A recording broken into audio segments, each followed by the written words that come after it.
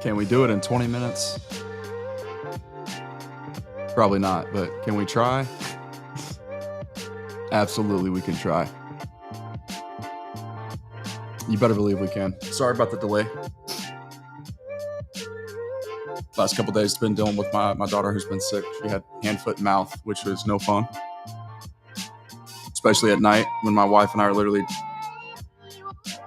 shift working our way through sleeping a couple hours apiece. Trying to pacify the little one, but those are in the rear view. And minicamp now is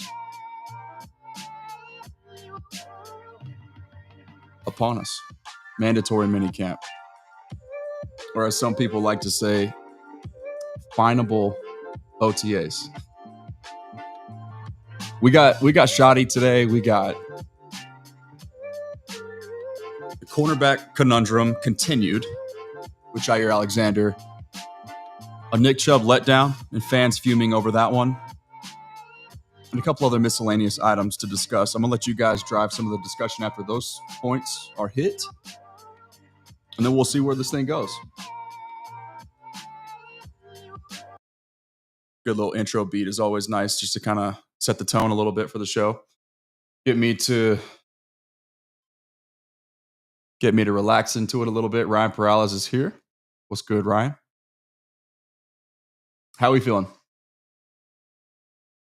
Y'all want to start with Jaire Alexander? Or should we start with Nick Chubb? Or you want to we'll start with Schotty, walking the walk. It's the title of the thumbnail after all.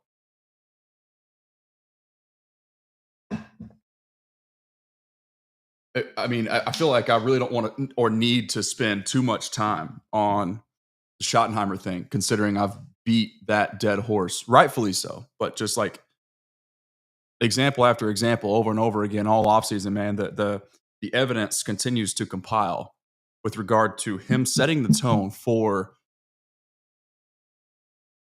I'm trying to separate myself from using the word culture, but I know it's inevitable in some cases, but like the expectations for how things are to be done and what is prioritized so that they can get over that hump that they've been stuck behind for so long. Boy said spaghetti.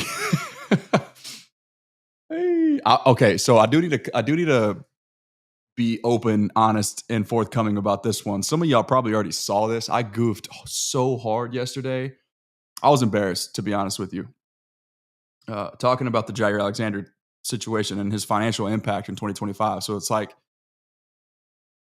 I guess my brain, I called it my sleep-deprived dad brain, was processing Jaire Alexander's situation as if he had still yet to be cut. Like, because all along I've been processing, okay, Jalen Ramsey, Jaire Alexander in the same exact light for the most part, as far as compensation and their potential fit with the Cowboys being in a quarterback needy situation. So needless to say, I don't know what happened, man. I guess I blacked out and my subconscious took over and I forgot to turn the page from Jaire actually needing to be cut. So I was saying $25 million would be his year one price tag, but that was going to be the case had he not been cut. Like, for needless to say, hopefully I didn't confuse you guys too bad, as bad as I clearly was subconsciously. Now, I guess let's just start there, since clear the air on that situation a little bit. To me, the Cowboys are not interested, but at this current time, they won't be pulling the trigger on Jalen Ramsey, Asante Samuel, Jaire Alexander. Number one for Jalen Ramsey, because they may want to just wait this thing out altogether and see if he doesn't end up getting cut. It could be a cap casualty, a post-June 1, split the hit up, go from there. That would be a cheaper endeavor if that were to be the case. Jalen Ramsey would be my preference for obvious reasons. Health-wise, skill set-wise, and a little bit more versatile, obviously more decorated, as talented as Jaire Alexander is at this point. The Cowboys are in a wait and see. They're in a position of holding, right? Holding the line, as I referred to yesterday. because there's so many unknowns, right? They're not going to willingly walk their way into spending an extra $20 million on a cornerback if they don't have to. Because I do think that they like the potential of Kyrie Elum. They obviously love the ceiling, assuming full health, of Savon Revel. They're hopeful that they can get a little bit more out of Kalen Carson this year, and then they know what they have in all-pro corner Deron Bland. Trayvon Diggs is yet another massive question mark, but let's just focus on Diggs and Revel for right now, okay? The longer this thing plays out, as we get closer and closer to training camp, those guys continue rehabilitating their specific injuries. The Cowboys will get more clarity and then feel more strongly on whether or not it's necessary to bite a $20 million plus bullet, potentially, at corner. Do I want them to entertain Alexander and Ramsey? Yes, I do. Is there an obvious need or a fit? Assuming the timeline of Trayvon Diggs is still a significant question mark, which until further notice it is, and possibly, depending on whether or not there's a setback or a delay in the recovery of Savon Revel, who, by the way, is expected to be full go for training camp. So training camp could get here. And he could be 100% cleared physically to play. But what I've been saying to people and just trying to reemphasize just to the Cowboys in general, right? Like, we have to stop expecting players to be who they were before their injury right away. Just because they're cleared physically doesn't mean that you're going to get the 100% version of themselves. Javonte Williams is a classic example. Michael Gallup, classic example. Signing him to a contract extension after an ACL injury just doesn't always work. Okay, expecting Trayvon Diggs to come back and be the same Trayvon Diggs, even, let's say it takes week 5, week 7, week 10, potentially. Even when it's full go, first time fully suiting up in pads, right? How long does it take before he feels like himself again? So these are all the questions that the Cowboys are sifting through right now, and why I say that, yes, they're probably interested. Yes, they're doing their due diligence. Brian Schottenheimer even admitted as much today at the press conference, if you listened. But as far as pulling the trigger, they will be patient. Okay, and each passing day, though, here's ultimately what I want to get at, because the two injuries are question marks in their own right. But I think at the very least, those guys, when they're healthy on the field, Revel and Diggs, that is, we know what they are, and those are difference-making players. Say what you want about Trayvon Diggs. Fair to question his commitment to football. Fair to question his intensity within his rehab process. Jerry Jones got that ball rolling, so that's not even on us anymore. That's not speculation. That's fact at this point. This situation is just going to have to, they're going to have to let the cake bake a little bit and let it marinate before they move forward. But Kyrie Elum is the X factor.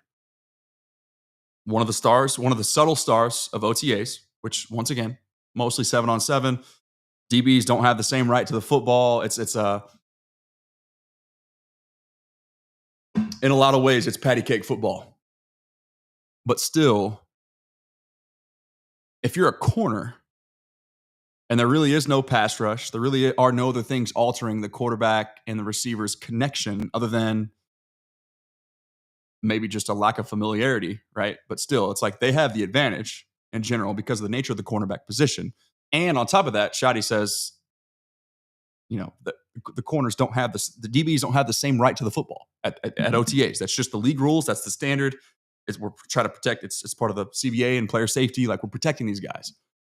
But still, as a corner, for you to be able to continuously stay in the headlines, people like Nick Harris throwing your name out there over and over again, and Clemente's in the house too. What's up, Clemente? That says a lot to me, right? I think that's significant, especially for a guy whose reputation, like teams like the Bills with their fan base, who was thrilled to get anything in return for Kyrie Elum because that's how big of a bust that he was. But I just want y'all to remember his position coach back in Buffalo. They butted heads, right? And that's well documented. That's well understood in the Bills side of things. And Kyrie Elum is acknowledging it now. And he says that he feels that the energy here is much different. And he's actually got a coach that's now willing to fight for him. That goes a long way. Take it from a guy like me who was in a similar situation like that before. My first ever Division I experience, the coach that recruited me left before I ever even showed up on campus. And from that point, like you hear Brian Broaddus, Voch Lombardi, all these people that I look up to that have been doing this for longer and much better than I have, they say things like sponsor in the building. And they reemphasize that over and over again. Does he have a sponsor in the building? Meaning, like for instance, Sam Williams right now doesn't have a sponsor in the building because there's nobody here on this current coaching staff that was there whenever he signed. So like they're not partial to him. Right? He doesn't have a sponsor in the building. But just the simple act of, yes, a change of culture, but also parlaying that by having a coach that will fight for you. Position coach and head coach. Because we know what Schotty will, and we'll transition into the Schotty discussion here. Telemarketers, man. When you have those things going for you, that can work wonders for your confidence. And when your confidence is high, because you have these outside entities speaking life into you, then your performance elevates. It's a natural performance enhancement just by merely thinking and believing that you're better. Because somebody else is helping you and reinstilling those beliefs into you. It's powerful stuff. Sports psychology. You guys know how I am. And by the way, I'm Lando from the Lando Show, and this is Sports Below the Surface. If you're new here, make sure that you're hitting that subscribe button. And assuming that most of you are doing that, the next best way to help me out, hit that thumbs up for me. All right, Benjamin Crosby's in the house talking about Jalen Ramsey. We touched on that a second ago. If you missed that, I apologize, man, but I'm trying to get out of here in as efficient as I possibly can. I have written work, by the way. Any questions that you guys have, I probably have it answered. Send those to me in my DMs. We'll do a mailbag every Monday, and I'll ask you guys for your questions. That kind of helps me stay on task. But whatever you guys feel like is not being answered or that you're just super curious about, I may or may not get to it, but just send it to my DMs on Twitter, and that's a great way to connect. And then if I've written about it, I can super seamlessly just go in, copy and paste the article that's pertinent to your question, and then just let you read it. Most of my work is between 250 and 300 words. It's basically one page, single spaced. Okay, it's super easy, 2-minute read. And a lot of times I'll just be able to direct you that way. That way you have everything that you need: hyperlinks, video links, picture evidence, pictures and quotes that sort of contextualize. It's just further evidence for what I'm trying to say, emphasizing points, right? And then all the written work, it's just right there, very efficient and in a professional manner, thanks to Mike Fisher, who's sort of overseeing all of my grammatical and spelling mistakes. He's making sure that we're pretty dialed in over there. But my thoughts on any situation that you may have, let me know, and I'll do the best that I can. If I've written about it already, I'll point you in that direction. But thanks for being here. Needless to say, Benjamin Crosby, I appreciate you, brother. There was something. So, okay, transitioning into the Schottenheimer side of things, as far as like him setting the tone, right? I don't want to continue to bog you guys down with just reemphasizing this without any verifiable evidence of it translating to wins on the field, right? Because we are hitting a point to where it's just like monotonous and it's mundane just to hear it. But it is such a breath of fresh air to hear him say some of the things like what I mentioned today. It's just one of the powerful sports psychology things that stood out, y'all. Like, just look at this right here.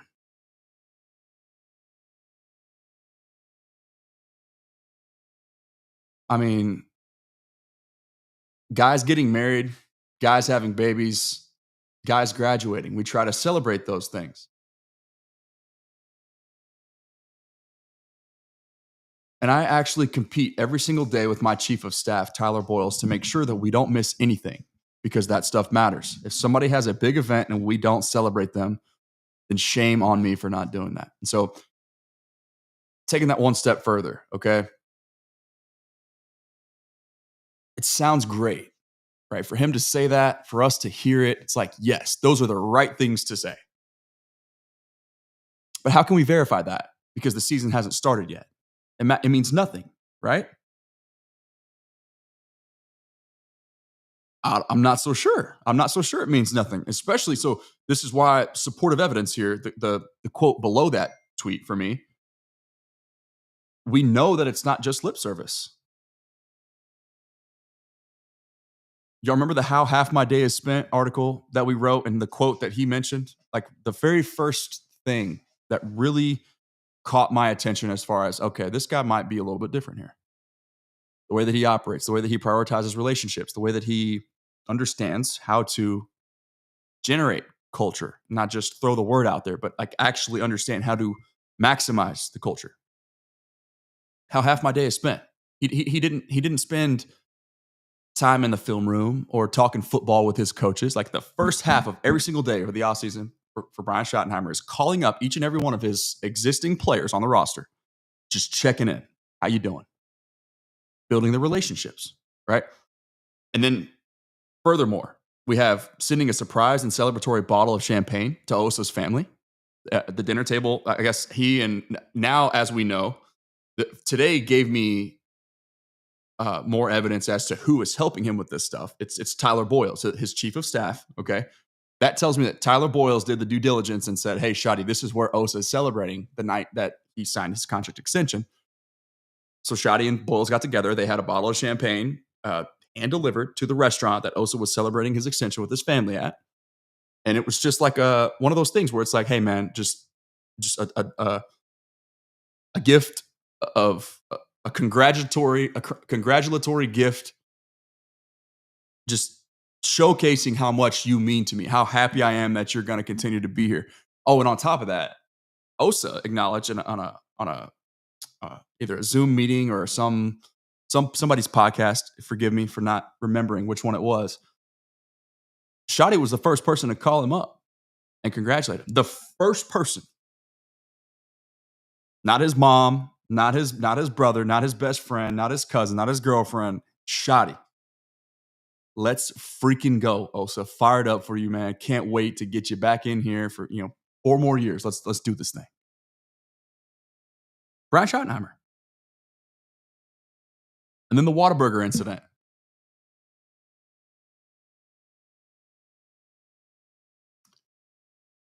I would strongly encourage you guys go and check that video out. It's on my YouTube. You'll just find the thumbnail that has the Whataburger logo in it.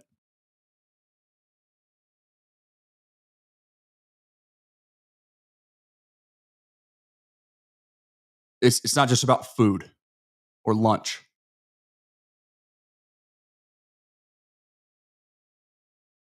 It's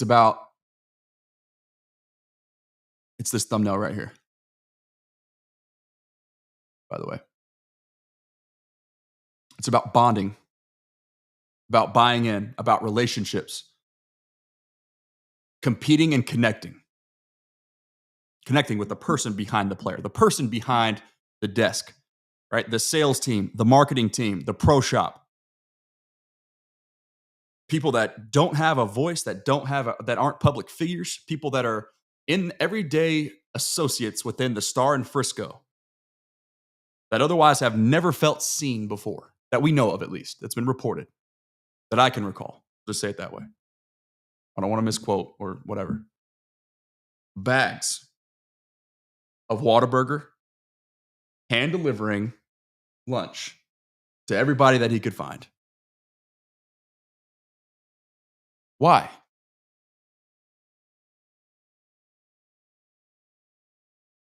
Because brick by brick, relationship by relationship, burger by burger, he's continuously cultivating culture. Burger by burger is kind of hard. I'm not even gonna lie to y'all. That just kind of rolled off the tongue there. Duck Duck Chuck, what's up, dude? I love that name. Duck Duck Chuck is sick. It's crazy how some people talk down to Schotty once he first got hired, but that's how it was with Dan Campbell. If I remember correctly, a lot of media didn't think that anything was going to happen. Yeah, man. I mean, prisoners of the moment. I'm guilty of it. I was the same way. You're not even going to bring Ben Johnson in for an interview? You're not even going to talk to Aaron Glenn? You're not even going to call Derrick Henry last year? Come on now. Due diligence, man. What are we doing?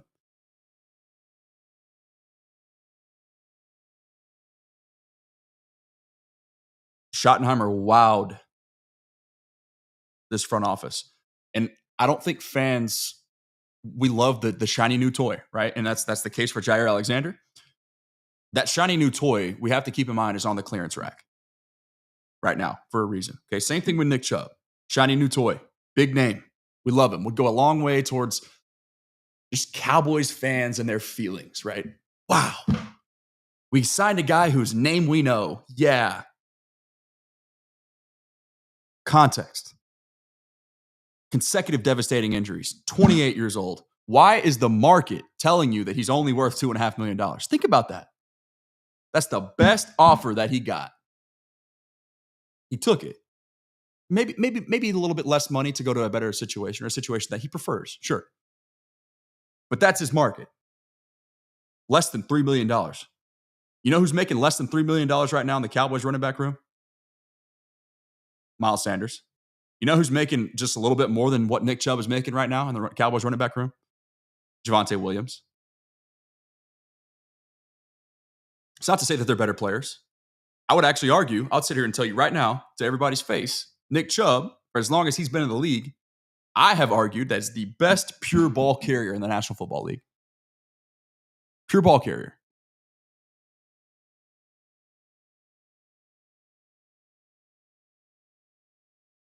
But dig deeper, below the surface here.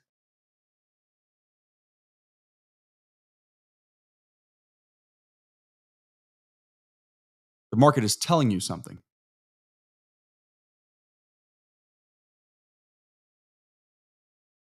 I hope that makes sense. Dan, 1995. What's up, Dan? He says, I saw your clip on Jaire Alexander yesterday. Yeah, so I issued my official apology. I was embarrassed, dude, because I led people the wrong, astray. That's why I prioritize with my process. I try to make sure that I do the best that I can to be objective, but also factual. And I wasn't yesterday because tried to rush through some takes and just got into flow state and wasn't even thinking about what I was saying because my brain was so used to processing Jaire Alexander as a trade candidate. I failed to turn the page subconsciously and recognize the fact that the mere purpose for me recording that video anyways was the fact that he had already gotten cut. So it happens, man. I've made mistakes in the past. I made a mistake yesterday. I'll make mistakes in the future, but I love you and I appreciate y'all for still tapping in with me.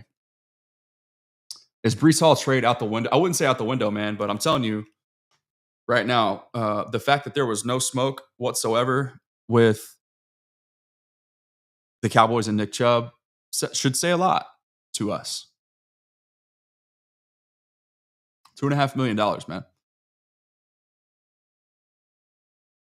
I will say I saw that clip that was posted that people are also that are reacting to minicamp today. Correct me if I'm wrong, and I'm not just trying to verify my own personal opinion here, what do you call it, preconceived notions. But tell me there's not a little bit of drop foot going on with that left leg.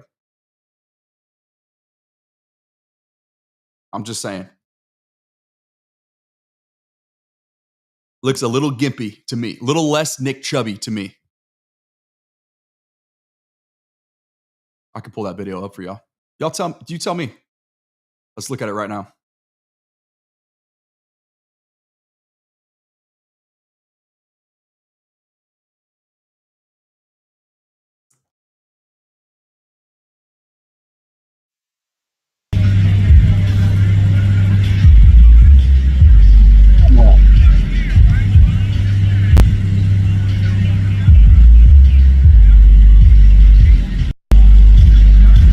That left leg.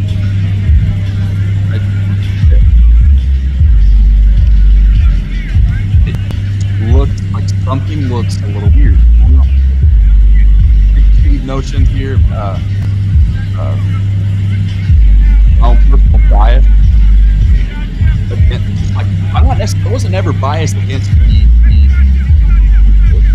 batting a guy like that. I'm biased against being so pissed off with a couple of people. That's what's weird to me, right? We haven't even seen I can't sit here and tell you that Nick Chubb isn't going to be 100% good to go, like the old version of him. But you can't sit here and tell me that he's not, or that he is. You can't tell me that he's going to be fine in the same way that I can't necessarily disprove you and say that he's not going to be fine. In the same way, right? And this is ultimately why. Here's the punchline. It's that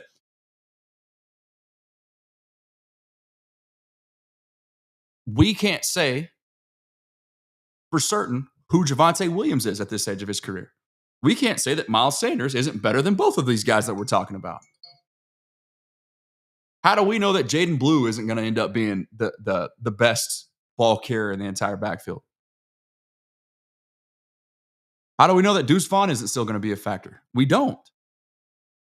Y'all think you do, and y'all swear by it. And I admit I'm in the same exact conversation, swearing that he actually has a place in this league.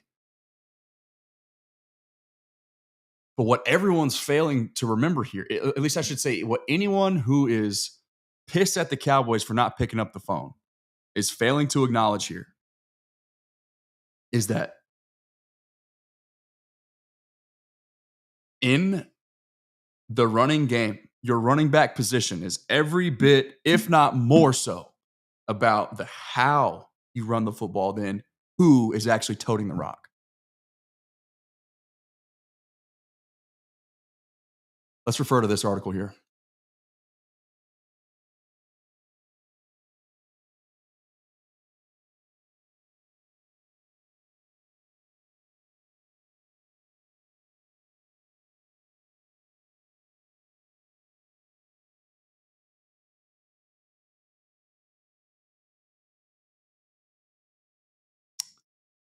Do it this way.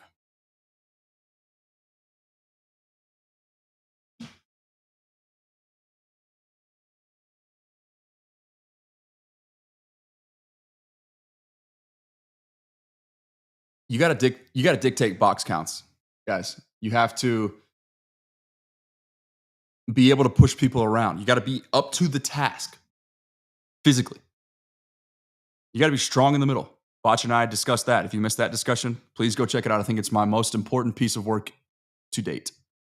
I'll have that linked in the description, as well as getyourwagon.com. Anything that you guys see me wear that you like, you can always find it discounted through the link that I'll have posted in the description. The discount's already built in, so you don't have to worry about tapping in a code or anything like that. You just got to click the link and then go shop and find what you like. But for those of you that don't know, I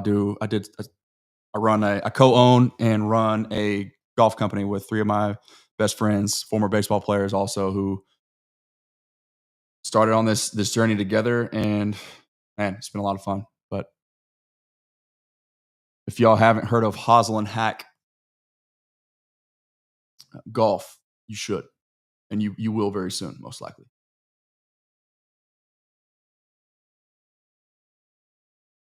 But you got to be able to. The Kevontae Turpin thing, it was, to me, it was a really good analogy to understand exactly what I mean when I say that. I feel like a lot of times, because I've said it for so long, I feel like it falls on deaf ears. You guys can correct me if I'm wrong. But when I say things like it's the how matters as much or more so than the who in the running game,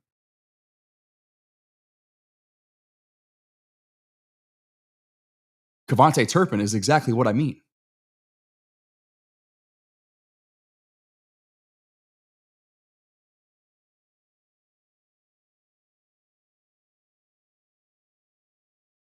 The Cowboys changed one thing when they were giving Kevontae Turpin the football. After his first 7 carries to begin the season, they changed one thing. And his yards per carry production almost quadrupled.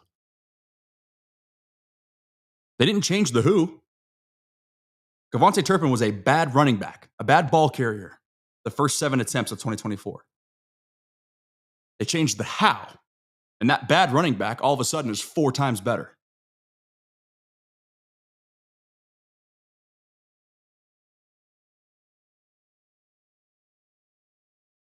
It's a 23-minute long YouTube video on that discussion. More detail, obviously. Would strongly encourage you guys to check that out.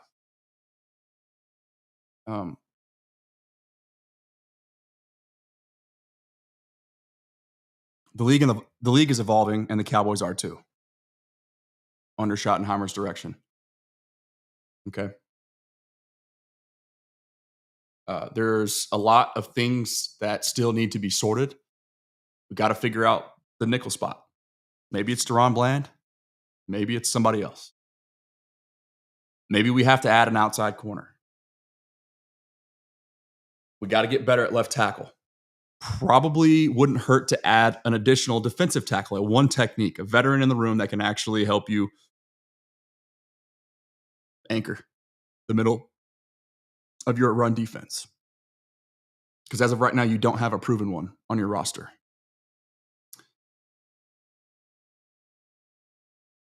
A few other things, right, that we're going to continue to get answers about. But for now, at least I think we got caught up a little bit, and I didn't quite meet my 20-minute mark, but at 30 minutes, I've got other things to tend to. But I hope you guys appreciate this discussion, man. And if you did, like I said, the best way to help me out is to hit that like button. Remember that